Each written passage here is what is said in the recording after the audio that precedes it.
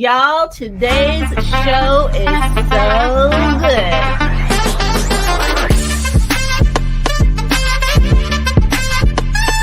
But number one, I've never seen an intro like that.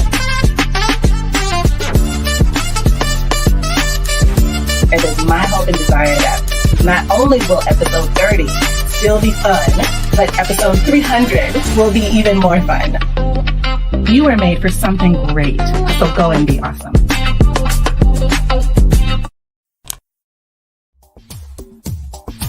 Ten seconds remaining.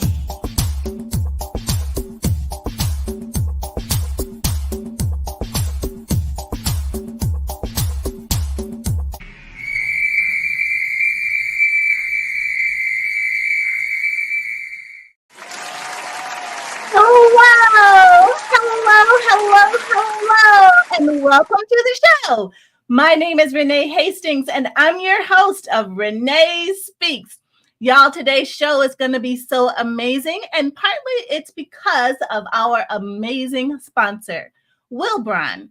Wilbron is Alabama's premier public relations firm.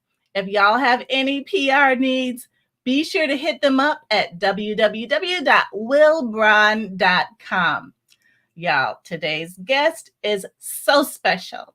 Her name is Michelle Brown, and she is a small business specialist known for her ability to remain calm in chaos. She's steadfast in shifting sands and focused on finances. She provides law firms, retail operations, and professional practices with the partnership and perspective they need to navigate the challenges of congested workflows, antiquated systems, and siloed operations. Recognizing that future-proofing a business is a tough job, Michelle is dedicated to ensuring that her clients don't have to face it alone. Y'all, put your hands together for Michelle Brown. 1, 2, 3. I want to say happy birthday. Hey there. To you. I was dancing to your intro out back. And it's your birthday. It's my birthday. Yeah. Thank Happy you. birthday. For acknowledging that I'm going around the room one more time.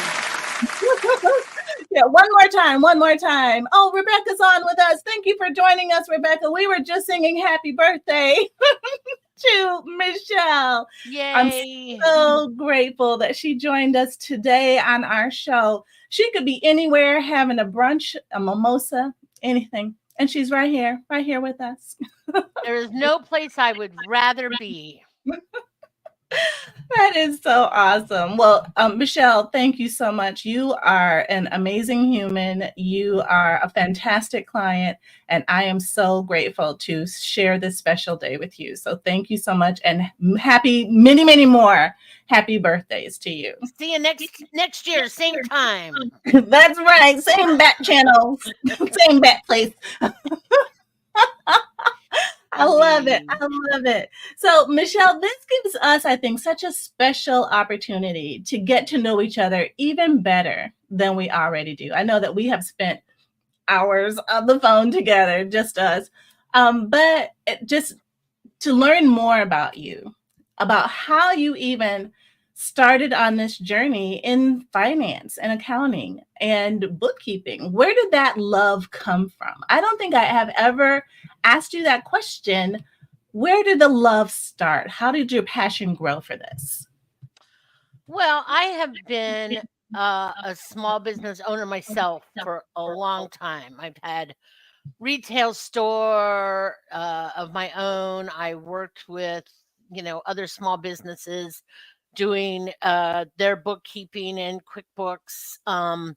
And kind of a fluke, a company I was working for we lost all of our funding.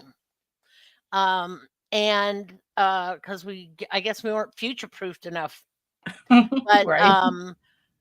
At that point I was like, I just don't think I want to work for folks like myself who need support, who need to feel like they have, an advocate in their corner all the time. And so about 10 years ago, I started under, Michelle's Office Solutions, and have morphed into now this Unleashed Financial Advocate, because I think that really explains more about what I do for my clients. So it was just a journey through, a lot of figuring it out on my own. I feel like I'm a strong problem solver and enjoy that. So it just morphed into me being here for you in your corner. Wow, that is so awesome. And Rebecca says, no one knows that everything is figure outable like Michelle.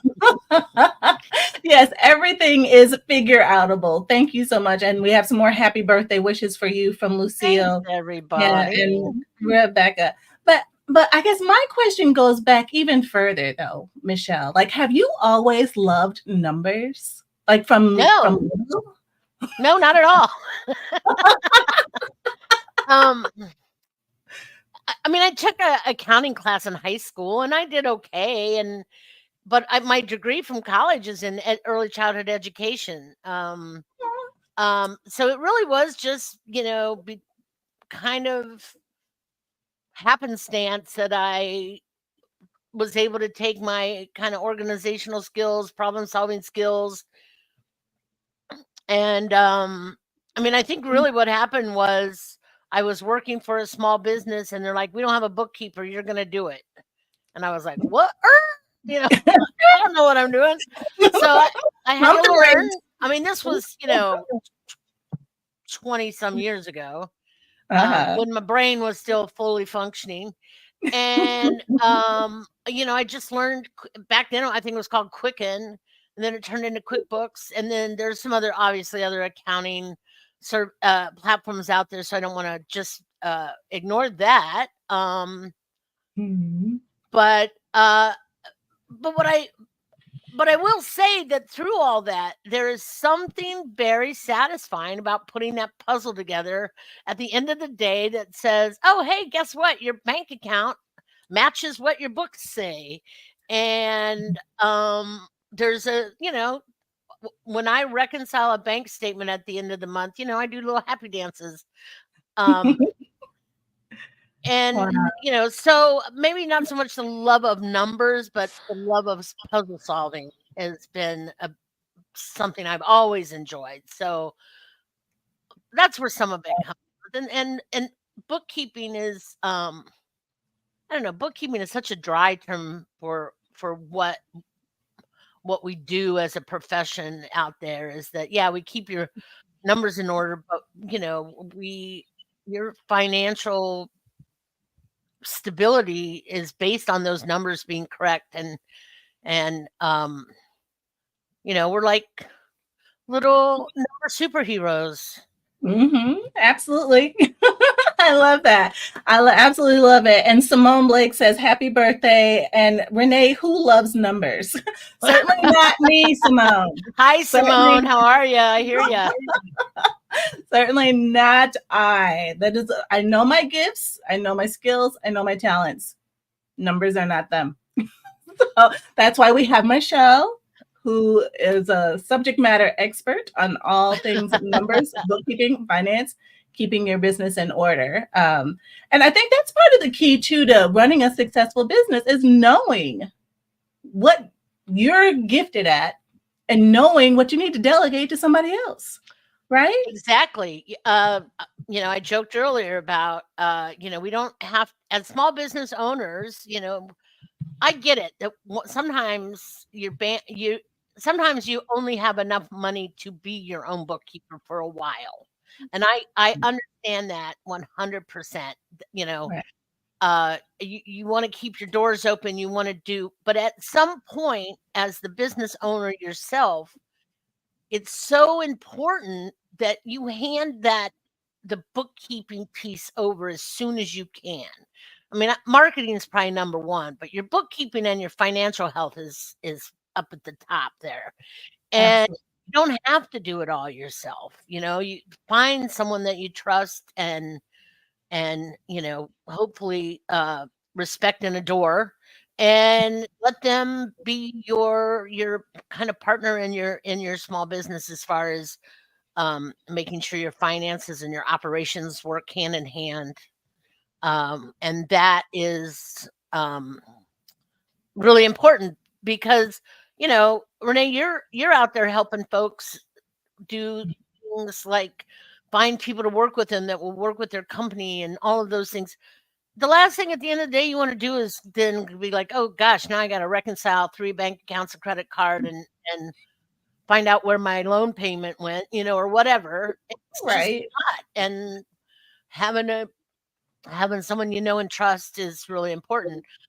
I often tell my clients, though, when I'm interviewing with them, or potential clients, like, you need to really like your bookkeeper, because I'm going through your underwear drawer. I mean, how involved I get with my small businesses. I don't really go through your underwear drawer, but you know what I'm saying. Like, I it's do. personal.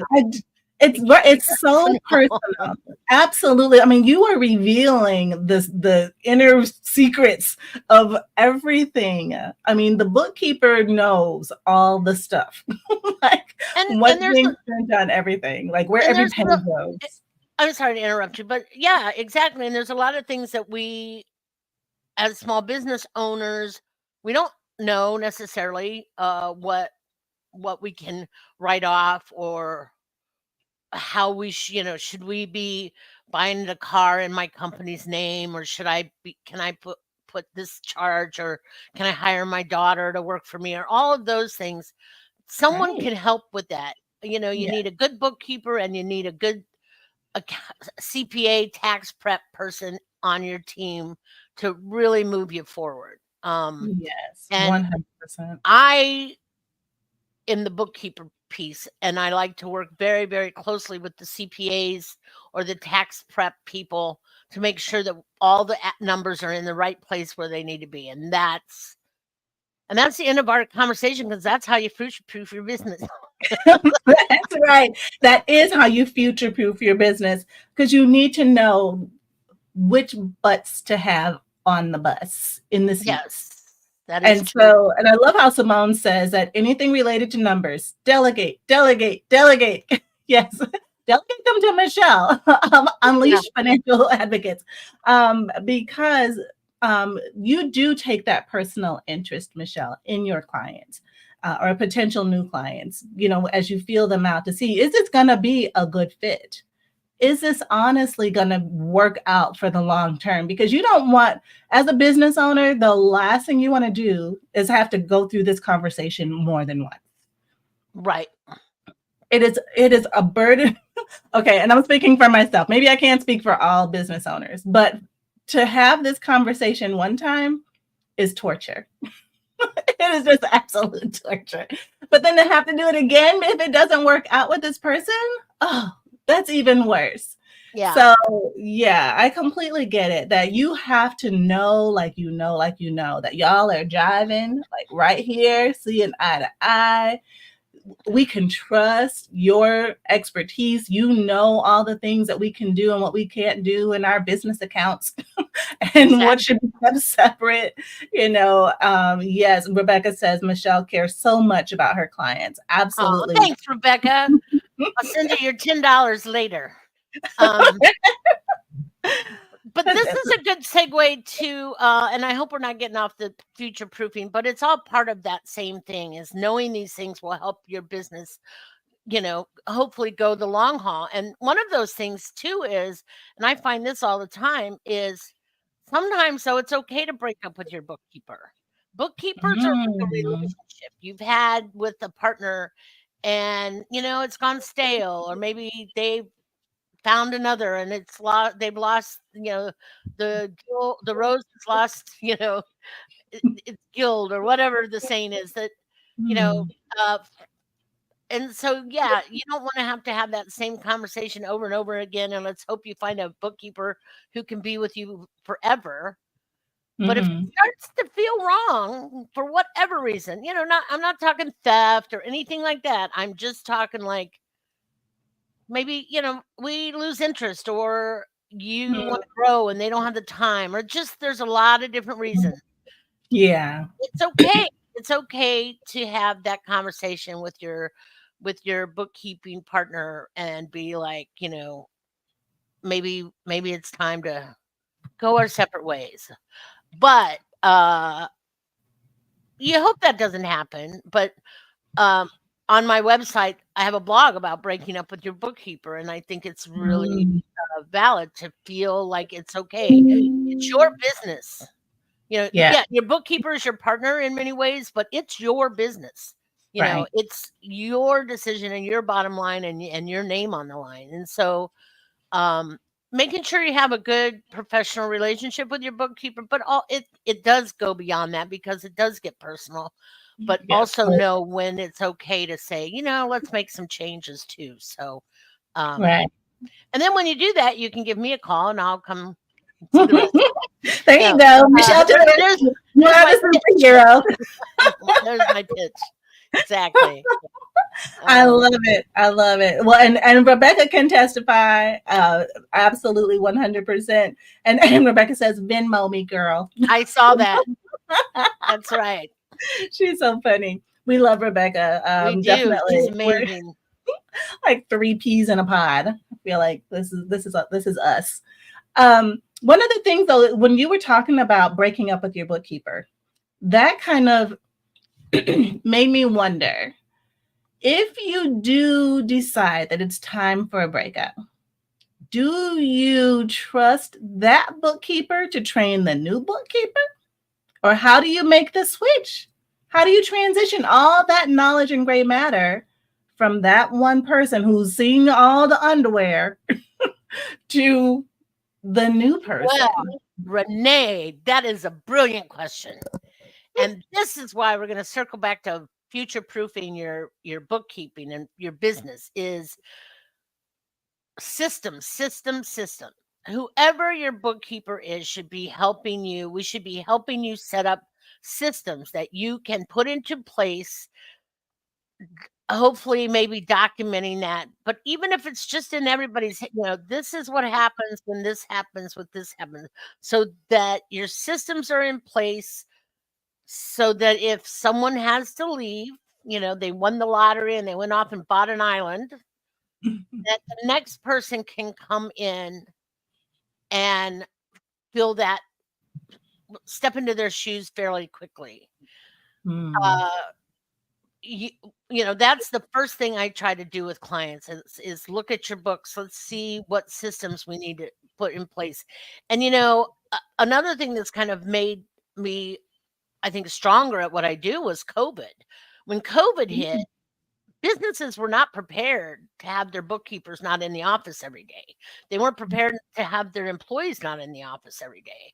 So everybody kind of had to shuffle to figure out, and people lost some time. They, people needed help with their PPP loans and didn't know where to turn. And luckily, I had been working remotely with a couple several small clients for a while, and so I was already set up to kind of hit the ground running as a virtual bookkeeper. Wow.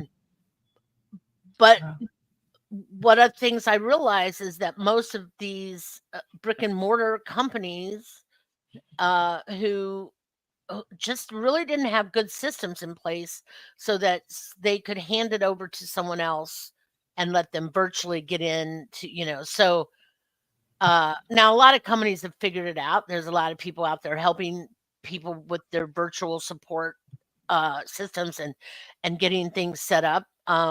But that is kind of the number one, like, I hate to sound like Debbie Doomsday here, but bad stuff happens. And to be prepared, think about what we can do now to make sure that we can keep our doors open no matter what's going on.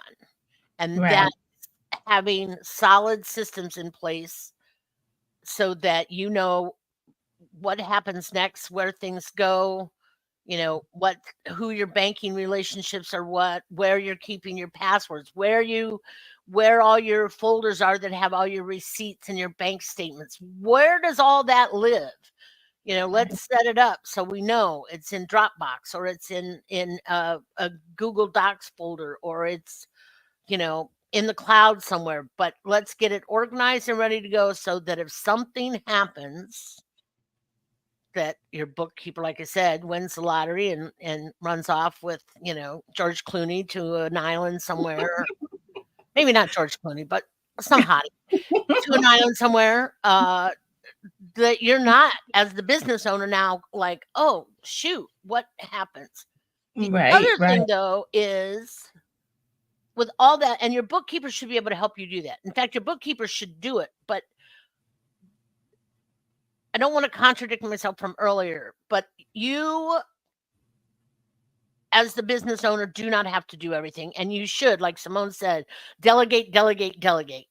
Right. That doesn't mean ignore, ignore, ignore. Oh, wait, hold on. Say that for the people in the back. Yeah. Delegate. Don't close your eyes. Does not mean ignore. Exactly. I love that. I'm stealing that, Michelle. Okay, you can steal it. Okay. You can Venmo me if you want. No, I'm kidding. But you can't just not be involved. But a good bookkeeper, your bookkeeping superhero, is going to make sure that that's happening for you, insisting that you review reports, insisting that you look on a regular at stale costs and see where the problems are, if there are any. I would love to say that doesn't happen that often, but unfortunately it happens probably a lot more than we realize. Is that business owners get so involved with what they're having to do, which is rightfully so, that they kind of ignore what's going on in the finance bookkeeper side of the office. And then suddenly they don't know that they have a copy machine that they've been paying the same leasing rate on for the last 20 years, when they should have sold, they should have canceled the lease. But it's up to your bookkeeper to bring that to your attention. And so I guess I'm advocating now for bookkeepers, like business owners, give your bookkeepers the time to tell you what's going on in your business, Right. And that's part of the future proofing, is that the bookkeeper and the small business owner need to work hand in hand. Or I have a client right now that they have delegated within their office someone, it's the office manager. She works very closely with me to make sure that she understands what's going on, because the rest of the team don't really feel like they have the time. She's brilliant. I love it. One of the easiest companies I work with, because I have a contact person that I can work with.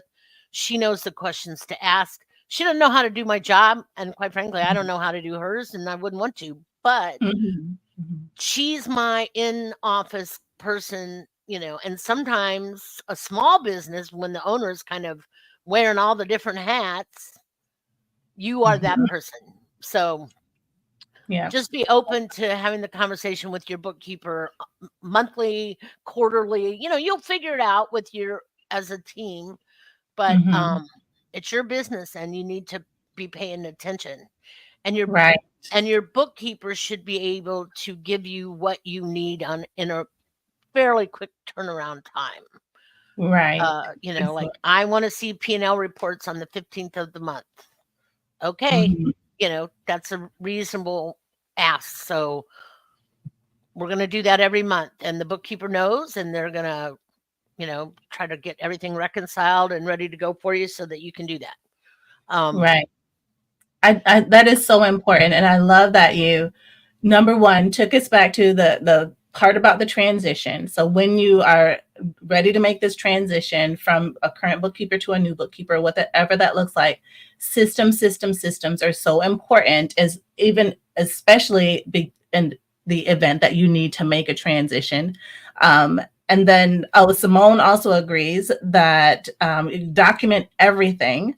Systems should always be in place for easy transitions. So 100%.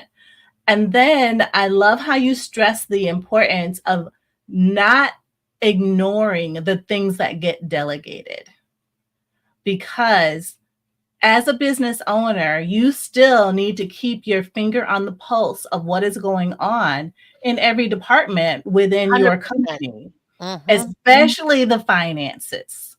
So, and especially as you're scaling. So, what may have been acceptable as a small business, and I know that you specialize in supporting small businesses, Michelle, but as we scale and grow and our numbers start to look different year after year, that may have some impact somewhere, on several different things. And Things so change.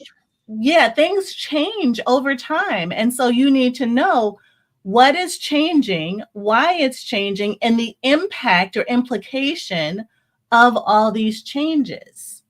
So that's Exactly. where your bookkeeper comes in. And that circle us back around to the beginning of future-proofing your business. Getting your foundation tight, getting your systems solid, just even from a receipt storage capacity. Rebecca will tell you the receipts are the bane of my existence.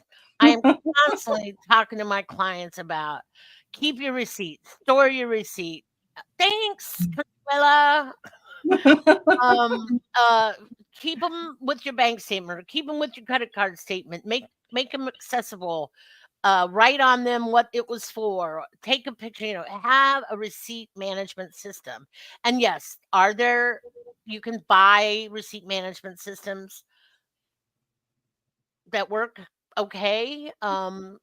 There's several out there that some people love, and if you want to use those, fine.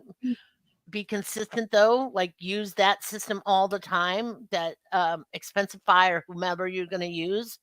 But it's really as simple as just setting up folders for the month for that year and dropping stuff in there for your bookkeeper. It's that simple.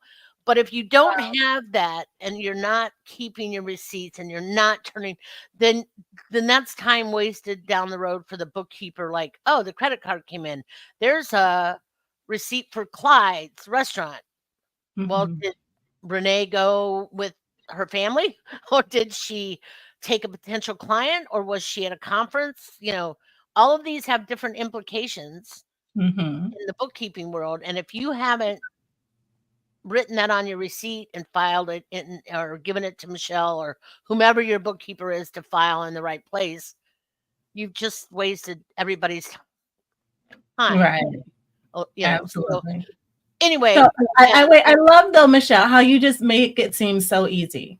Like just set up these folders in like a Google Drive and then just put your receipts in it.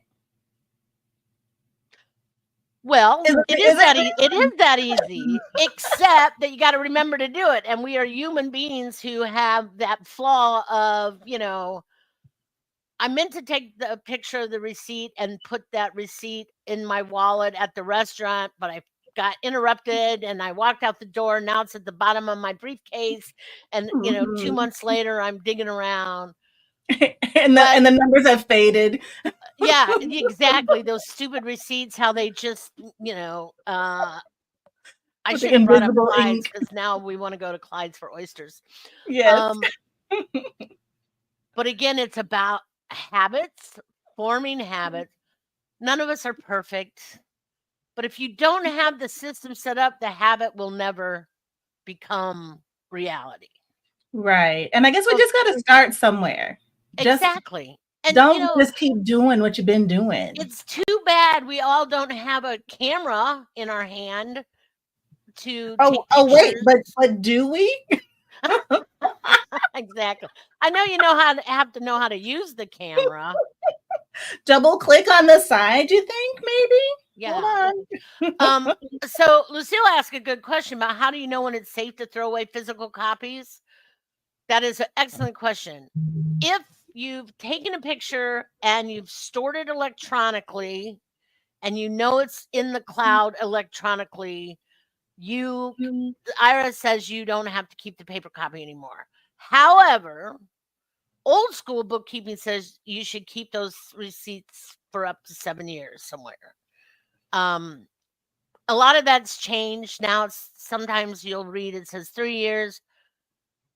what you don't want to do is just have the credit card statement and have the Clyde's on it for $225 and no receipt or information to back it up. So if you've taken a picture of the receipt, put it in the folder that has the statement in it, and you know that, I mean, obviously, if, we have a zombie apocalypse, but nobody's going to give a crap about your receipts at that point. They're going to be there, and you can throw the paper away. Right. And even better, well, agreed. But if you write on the receipt the purpose, the business purpose, even if it's on the back of the receipt, maybe you take two pictures, the picture of the front and the picture of the back, and the picture of the detail or something. Exactly, because the most important thing is what you've written on the receipt. The most important thing is who it was with, what it was for. Was it business development? Was it wine and dining a client? Were you taking your team out for a Christmas celebration? There's different tax implications for all these different things. Right. So yeah, if you write it on the back of your receipt, you should take a picture of the front and the back. And then some of our accounting systems now have things where you can email it to a particular email box that's attached to the accounting system, and then they go right in there, and then your bookkeeper can go in and sort them out. Honestly, I just tell clients if they don't have time to organize them, just send them to me. I'll organize them, because I'm probably the one that set up the system in the first place. But right. But when you're just starting out and you don't have a bookkeeper yet and you really can't afford one, set these systems up for yourself, because it will make your life so much better in the long run. Wow. Yeah. And especially then when you're ready for a bookkeeper to hand it over, it will make your life better in the long run. So systems. Yes, absolutely. 100%. And if not systems, at least folders, which is a system. It is a system. Yeah. Folders is a system. Absolutely. And it's a great free system that's available and accessible to every single person on this planet. So there's no excuse. We just have to get more disciplined about taking those pictures of those receipts and getting them off of our phones and into their proper folders, which is so great. So Lucille says, thank you. She's been holding on to some really old receipts, even the ones that are barely readable.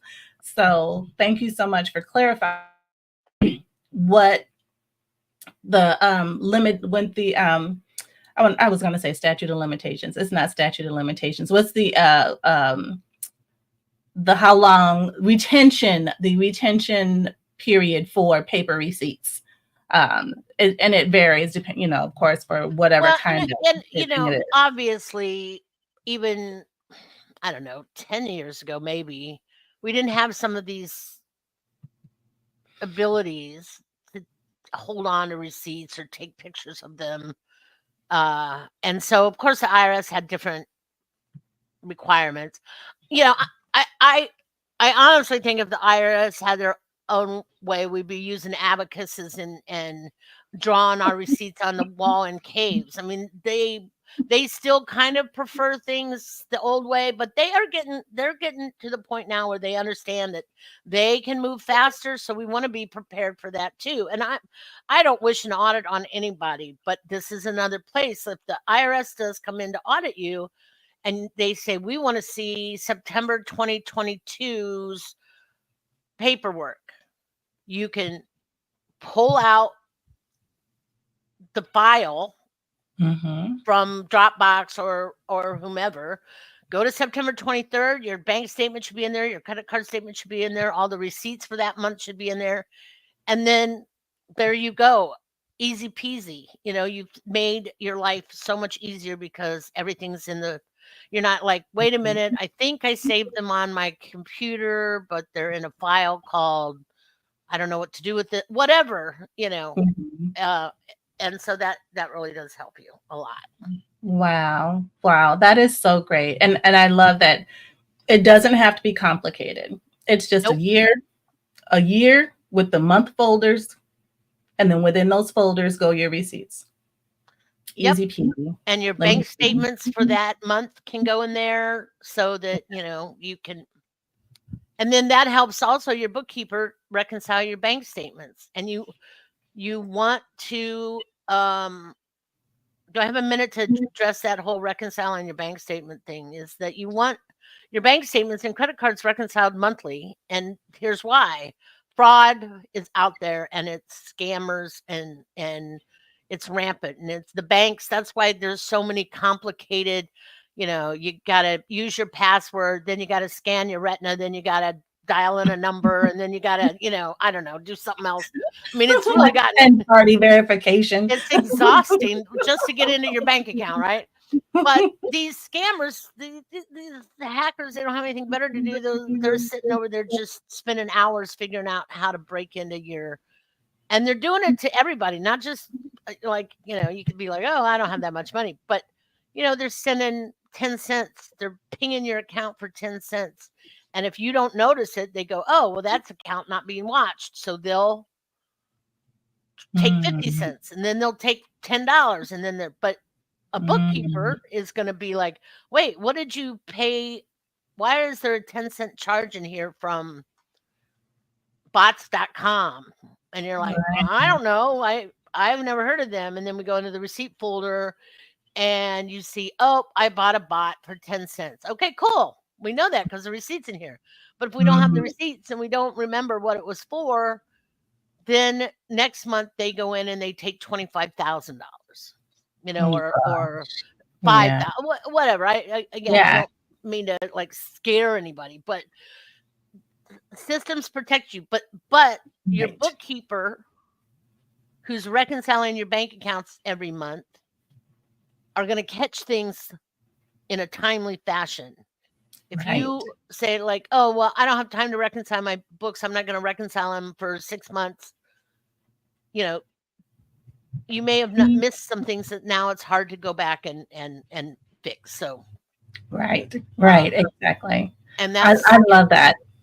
So thank you so much for bringing that up, because there are scammers out here, and I love that you articulated so well how they tend to operate. Pinging your account for that tiny amount, then a little bit larger amount, and then a larger amount. And then before you know it, they've wiped out your entire account because you're not watching. And I am sure that somewhere the scammer bot has got some algorithm that says, well, if they haven't complained over the $25 we took, chances are they're not paying attention to their bank account. So that's a bank account we can go into easily and clean it out. And so even, and I actually had that happen with a client where they got pinged for, it was like 10 $1 charges, and nobody knew what they were for. So we reported to the bank, and sure enough, it had been a scammer operation. And we found it soon enough that they didn't, it wasn't an issue. But had they been ignoring reconciling their bank accounts, it could have been missed for months and months and months until somebody came in and cleaned it out. And, your bank account may be protected by the bank, but that doesn't mean the scammer didn't walk away with $100,000 or whatever. So it's just, these things are important. This is why I try to be fun in real life, because it can be kind of scary out there. Right. So, absolutely. And that's the key. That's the key, though, if you're not paying attention. Yeah. That's the key words. You have to pay attention. And I think that leads into these, what we call wellness checks. So when you're thinking about a wellness check for your small business or growing business or whatever, what do you think are some of those key aspects, besides making sure that you are paying attention to all of those charges to make sure that they're valid? What are some other key components of a wellness check that we can keep in mind as we're thinking about what this part of the system could look like? Right. So besides your bank account and all that, things that are important that you need to be paying attention to is like all your leases. You know, you're leasing a postage meter, you're leasing a copy machine. You know, we used to lease fax machines, you know, all these things. And you know, you I've gone into a company and I still kind of tug of war with some where they don't have that information. They don't want to give it to their bookkeeper. And I'm like, but your bookkeeper is the one should have it, because let's get rid of stale costs. Let's look at our leases, what's out there when they come due. Good example is a company had a lease with the postage machine and they were Mhm. paying $2,800 a quarter for this lease on their postage machine. They used to do a ton of mailing, but then COVID hit and everybody was out of the office and everybody worked from home, and so they started emailing. And I said, why are we paying 2,800? Well, the lease had come and gone, and the companies will just re-sign you up for that lease again. If you Mhm. don't know, it's kind of like Hulu or Netflix or whatever. If you don't know to cancel it. So we need to be aware of all of our leases Mm. when their expiration dates are, and when we are required as a company to make the changes, because some companies have a 60-day requirement. Some have, if you opt into a lease for a year, there is no getting out of it. You will be paying that whole lease for the whole year, even though you don't need it. So we Mm. circled back around with these guys because I had reached out to the postage company and they said, hey, your lease is up in April 2024. So in January, I called them and said, what can we do? We don't want this machine anymore. We need something much smaller. They're now paying $35 a quarter for a postage machine Oh my word. because we paid attention to expiration dates. So Right. that's another wellness check right there. Expiration dates. If you, Yeah. if you have something on your books that you're not using anymore and you can get rid of it. Copy machines are another perfect example. It Mhm. used to be that you paid $500 a month for a basic copy machine. Yeah, you got color, whatever. Well, copy machines have changed so much that, you know, you could get a really decent, even if you lease it for $100. But they're Mhm. going to keep rolling that lease over at the existing rate, even if you don't really need that. So when the lease Right. expires or you know it's expiring, we want to reach out to the company and say, what are our options? Can Mhm. we get a new lease and spend less money?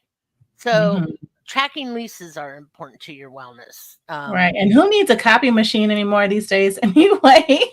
I don't even understand. Well, you're exactly right, but a lot of them have them, and so, I Uh, mean, a I'm just copy saying. or a printer.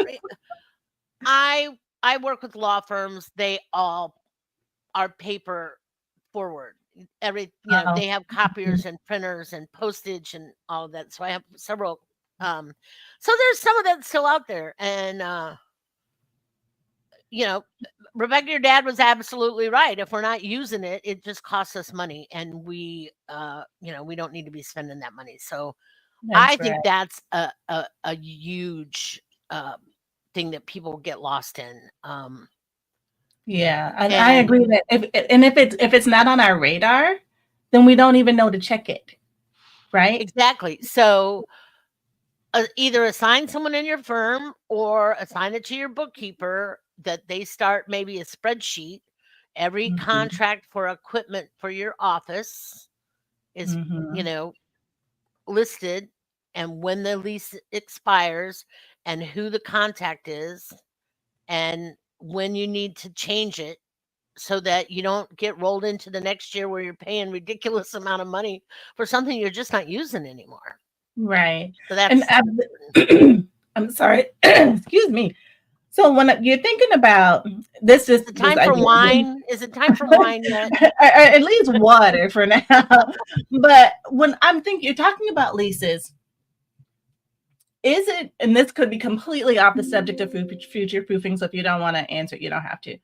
But is it better to lease something than it is to buy something business wise?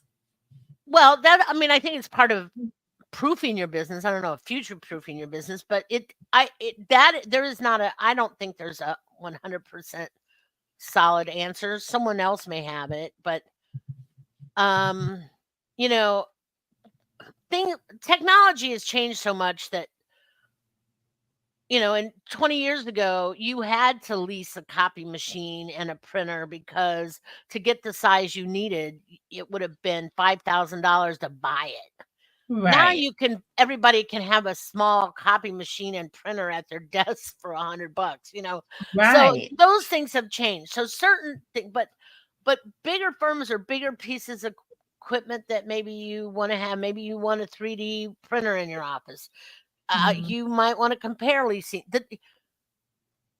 The advantage of leasing, just like when leasing a car, is that when the lease is up, you get a new model versus you paid for a model that you're now stuck with for 20 years. So you kind of, Mhm. but having someone who can make sure the leases are solid and those things are discussed, that's where I think your bookkeeper advocate can be helpful to you. If your Right. bookkeeper is not an advocate for your business and these things we've talked about today, it's time to start breaking up with your current bookkeeper and finding a new one. Agreed. Because they should be, they may not have all the answers, but they should have a way to find them, either through a CPA, through a tax person, through government, whatever. They should be able to Mhm. help you. They should be able to advocate for you. Right. And they should know the questions to ask because that's their expertise. That's what they bring to the table as the bookkeeper, as the advocate. They have experience in knowing all the different things that are impactful to businesses financially, whether it's, equipment or salaries or, whatever it is you're charging on your cards or whatever. When is the best time to buy gifts for your clients and Right. or don't or what is the right type of car to buy, and all the kinds of those kinds of things. As a regular person, you don't know to ask those Here's where questions. I'm going to toot my horn a little more than I already have, is that all bookkeepers do not know the answer to those questions. Mm. There are bookkeepers who just are data entry clerks and God bless them, we need them because there's a lot of data that needs entry. Mm-hmm. That bookkeeper is different than what I do. I Okay. do your bookkeeping Mm-hmm. as far as the data entry, or I work with someone from your team to help me manage the data entry. Mm-hmm. But I am more than that. I am going to take it the long term. I'm going to know the questions to ask, or if I maybe don't know exactly the question to ask, I know how to figure out who would know the question to ask. Mm-hmm. A bookkeeper you're paying $25, $30 an hour to isn't necessarily going to be that person. I'm not saying that they're not valuable.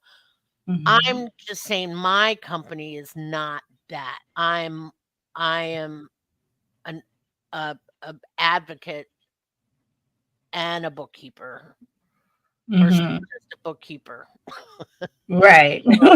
Uh, Right. And I think that's a good point that you made though, because some bookkeepers are strictly doers of the data. the technicians and They're we yeah, need those people. Don't get me wrong. absolutely. We need Yeah. those people, but sometimes people will look at my hourly rate and be like, "What?" And I'm like, "But that's not all I do. Like I Right. do all of these other things that kind of not I don't replace an office manager, but I definitely help liaison with the office manager and the financial institutions or Mhm. whatever. Right. You And advocate for them. yeah. You're like And a partner. right. But the first part, the technician part, I did for many, many years. And that's Mhm. how I feel very comfortable saying I know what I know now and I know what I can help with. And I can Right. be more of the advocate because I Mhm. was one time just a bookkeeping technician. And Mhm. and I don't like saying it just a bookkeeping Right, because yeah, not just. it's more than that. But that's where Right. I started when I really started getting into this. And then and as a small business owner, this is about need. It happens. And so Mhm. that's why I say, other than maybe your PR person or your brand manager, the next person you should hire is a bookkeeping consultant, Absolutely. because 100%. that's where the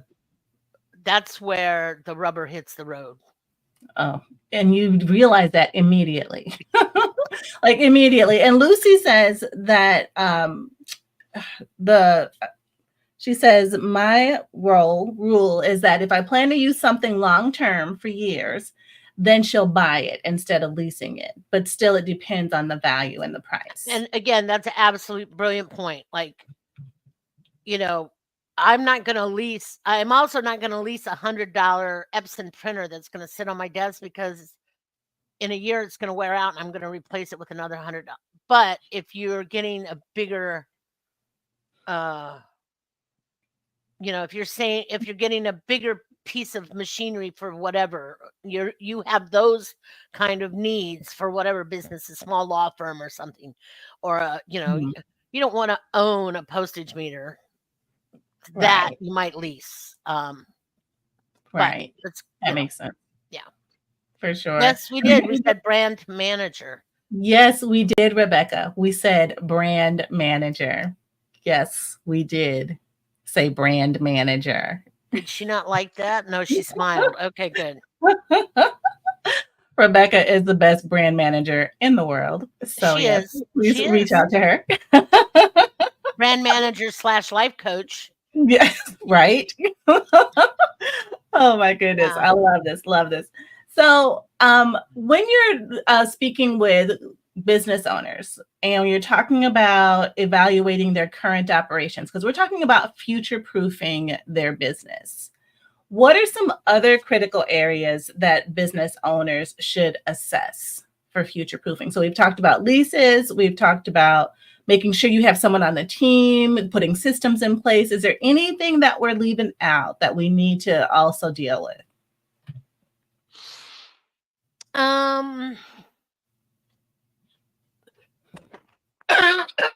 think I need water now. Uh-oh. Oh, I'm sorry. It's my birthday. I can go have wine when this is over. Yes, absolutely. As much as you like. As much as I like. I think,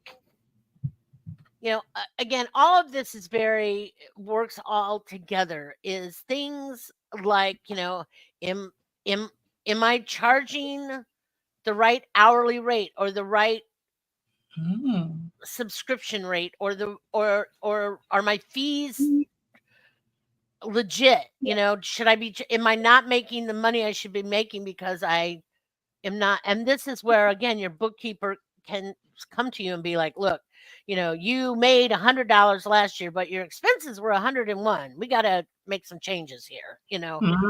Those Yeah. are things that you want to have a conversation with on a regular basis. And all of these things we've talked about, reconciling your bank account, making sure your system's in place, monthly meetings with the bookkeeper to look at P&L statements. All of those things really come down to the bottom line is, am I charging enough money for my services? And will the market bear more money? And if it won't, then what do we cut? We got to find something to cut, because, but chances are, if you're really good at what you do, and I think everybody here is, your rates are not in question. You question your rates. Right. Well, and there's so much that goes into that part too. But I love how you said, there's a cost to doing business. There's a cost, and things are getting more expensive. And for things that used to only cost $5 to, now cost $10. You know what I mean? And so can you keep the same rate and still pay $10 for this thing that used to cost $5? There's a lot involved. If you are selling your services, which we all are doing, to someone, and your rate goes up, let's just base it on the hourly rate person, goes up $10, the rate goes up $10, and someone says, no, that why are you raising your rates? I can't afford that. It's, it may be accurate, but chances are they're raising their rate too. So, you Mhm. know, we got to all understand that, these are some difficult times that we're living in. But also, and this is more of a, I don't know, personal, like if we're going beyond the call for our clients, then they shouldn't mind too much if our rate goes up a couple bucks. Right. But Absolutely. but Because those you those are no, operation questions, but your bookkeeper should be involved in operations. yes. Yeah. I agree. Because they overlap so much. Right. Everything just overlaps. And so your operations, the things that the cost of doing business all is associated with what happens in the bookkeeping. What shows up on the bank statement, what receipts you have to have, Girl, you and see why me. things are yes, and why they look so different, you know? Yeah. Exactly. So as we embrace innovation in these last 4 minutes that we have together, oh my gosh, can you believe it's been almost an hour? Like I can't even. Like I just can't even.